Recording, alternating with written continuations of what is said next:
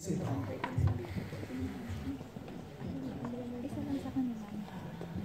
Karina, one of the reasons kasi na humanga sa yung maraming tao, and kahit ako personally, is yung story mo na kinaya mo maging independent at such a young age. Saan mo kinuha yung lakas na tumira by yourself sa bahay kung saan wala kang kasamang blood relative mo? Saan ka kumuha ng lakas na suportahan yung sarili mo at gawin lahat yun habang nag-aaral ka? At anong ma-advise mo sa mga tao, hindi lang mga ka-age mo, kahit yung mga medyo mas matanda sa inyo na nasa ganun ding sitwasyon na kailangan nila maging independent? Para sa akin po, nakuha ko po yung lakas na yun dahil sa mga dreams ko. Siyempre po may mga problems talaga and yun nga yung napagdaanan ko. Pero siyempre I won't stop because of that. Gusto ko pa rin ituloy yung mga dreams ko, yung pagpasok ko sa PBB, pagiging part po ng Big Four. And yung lakas na po yun, yung dreams ko po talagang ine-encourage ko yung sarili ko na still stand up, and prove themselves. I prove to them that kaya mo na wala sila. So parang huwag ka lang magpapatalo. And advice ko po yun sa lahat. Sana maging inspiration po to na never give up on your dreams. Kaya nyo yan. Siyempre po, lagi tayong madadapa. Pero ang mahalaga dun is we fight back. Thank you. Last question para sa'yo din. Nung lumabas kasi si Aljon for the first time, nung na-evict siya, parang nakausap niya yung ilang supporters ng Carjon and naging official color nila ang yellow kasi sabi ni Aljon special daw ang yellow sa inyong dalawa. Ano bang significance ng yellow? Bakit yun yung nasabi niyang color niyo daw? Yung story po kasi sa likod nun is nung third eviction, yung third week, is na-nominate po kasi sila Aljon, Criza, and Seth. So yun, and naka-yellow po kasi si Aljon and ako nung araw na yun. And parang sinasabi niya na sobrang swerte nun kasi parang nung time na yun pinag-pray ko rin po siya. Siguro yun po yung pinakita sa video na parang nakaganon po ako sa may kama. So yun, parang sabi niya, yun daw yun, baka isang reasons kung bakit siya pinag-stay ni Lord dun sa bahay ni Kuya for another week po.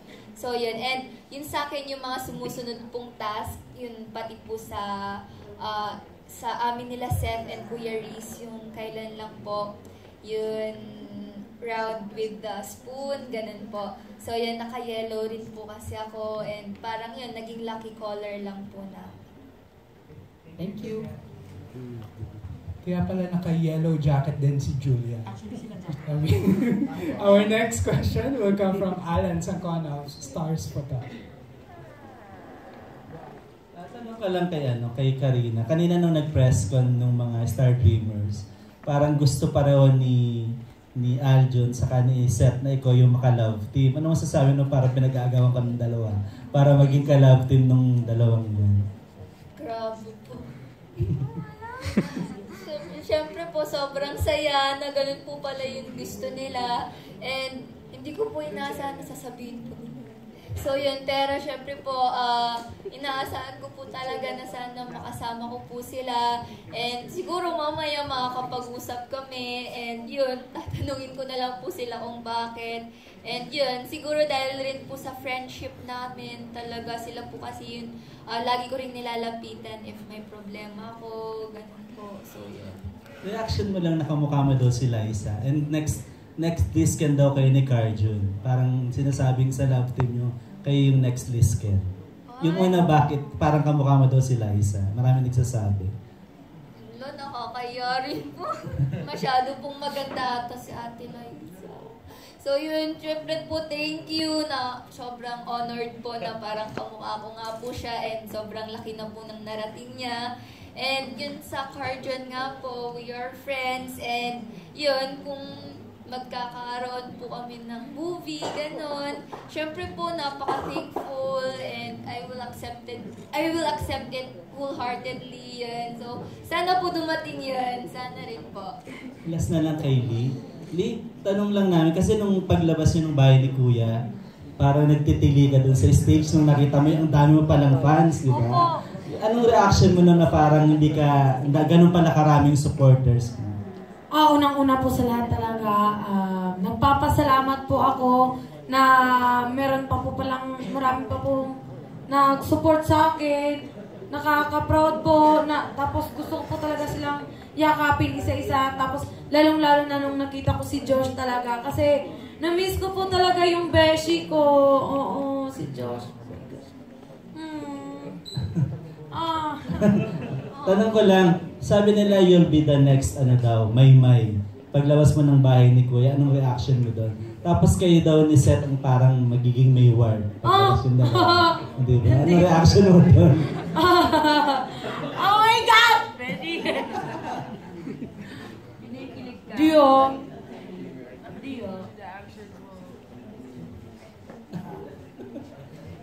Ikaw daw next Maymay. Tapos next Mayward daw yung love team yung dalawa. Sana. Sana po talaga. Sana po. Reaction mo na ikaw daw yung susunod na Maymay. Susundan mo yung yapak ni Maymay. Ayoko po. Gusto kong ako magiging susunod na Lee talaga. Gusto kong tatak talaga nila na Lee ako. Ayokong yung parang makukumpara na ganon. Tapos, yun lang po talaga. Agree ka doon sa kayo yung susunod na Mayward na love team. Hindi po kami Mayward, Setly po kami. Wala po. At ikaw magpapatrend nun. Lagot ka kay Seth. And for our last question, that killer question will come from Jim Pianarcon of pep.ph.